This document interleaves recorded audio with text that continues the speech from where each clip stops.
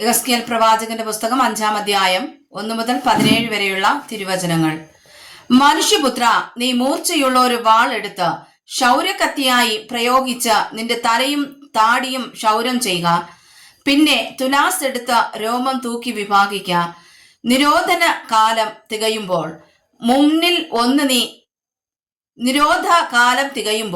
മൂന്നിലൊന്ന് നീ നഗരത്തിന്റെ നടുവിൽ തീയിലിട്ട് ചുട്ടുകളയണം. മൂന്നിലൊന്ന് എടുത്ത് അതിന്റെ ചുറ്റും വാൾ കൊണ്ട് അടിക്കണം. മൂന്നിലൊന്ന് കാറ്റത്ത് ചിതറിച്ചു കളയണം. അവയുടെ പിന്നാലെ ഞാൻ വാളൂരും. അതിൽ നിന്ന് കുറഞ്ഞൊരു സംഖ്യ നീ എടുത്ത് നിന്റെ വസ്ത്രത്തിന്റെ കോന്തലയ്ക്കിൽ കെട്ടേണം. ഇതിൽ നിന്ന് പിന്നെയും നീ അല്പം എടുത്ത് തീയിലിട്ട് ചുട്ടുകളയണം.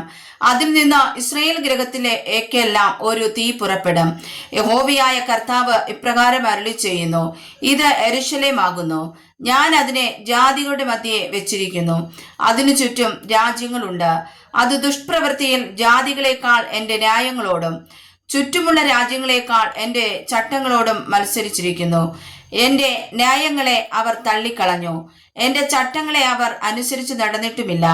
അതുകൊണ്ട് യഹോവയായ കർത്താവ് ഇപ്രകാരം അരുളി ചെയ്യുന്നു: നിങ്ങൾ നിങ്ങളുടെ ചുറ്റുമുള്ള ജാതികളെക്കാൾ അധികം മത്സരിച്ച് എന്റെ ചട്ടങ്ങളെ അനുസരിച്ച് നടക്കാതെയും എന്റെ ന്യായങ്ങളെ പ്രമാണിക്കാതെയും ചുറ്റുമുള്ള ജാതികളുടെ ന്യായങ്ങളെ പോലും ആചരിക്കാതെയും ഇരിക്കൊണ്ട് യഹോവയായ കർത്താവ് ഇപ്രകാരം അരുളി ചെയ്യുന്നു: ഇതാ, ഞാൻ തന്നെ നിനക്ക് വിരോധമായിരിക്കുന്നു.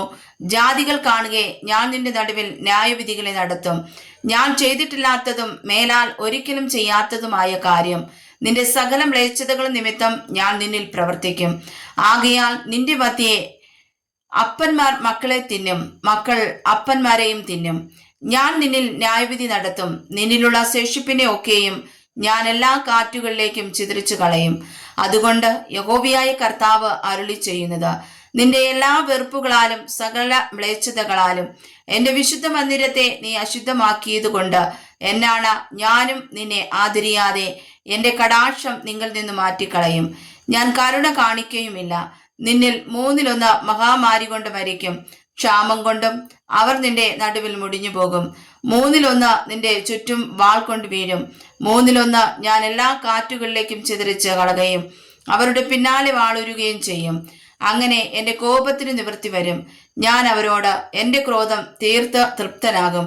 എന്റെ ക്രോധം അവരിൽ നിവർത്തിക്കുമ്പോൾ യഹോവയായ ഞാൻ എന്റെ തീഷ്ണതയിൽ അതിനെ അരുളി ചെയ്തു എന്ന് അവർ അറിയും.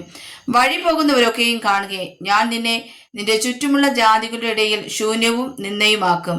ഞാൻ കോപത്തോടും ക്രോധത്തോടും കഠിന ശിക്ഷകളോടും കൂടെ നിന്നിൽ ന്യായവിധി നടത്തുമ്പോൾ നീ നിന്റെ ചുറ്റുമുള്ള ജാതികൾക്ക് നിന്ദയും ആക്ഷേപവും ബുദ്ധിയുപദേശവും സ്തംഭനഹേതുവും ആയിരിക്കും.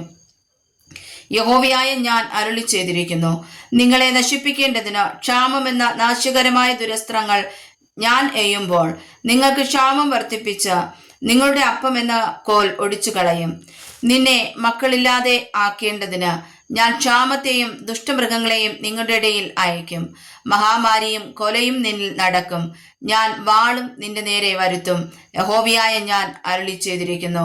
വായിച്ചതായ വചനങ്ങളാൽ കർത്താവ് നമ്മെ അനുഗ്രഹിക്കുമാറാകട്ടെ. ആമേൻ.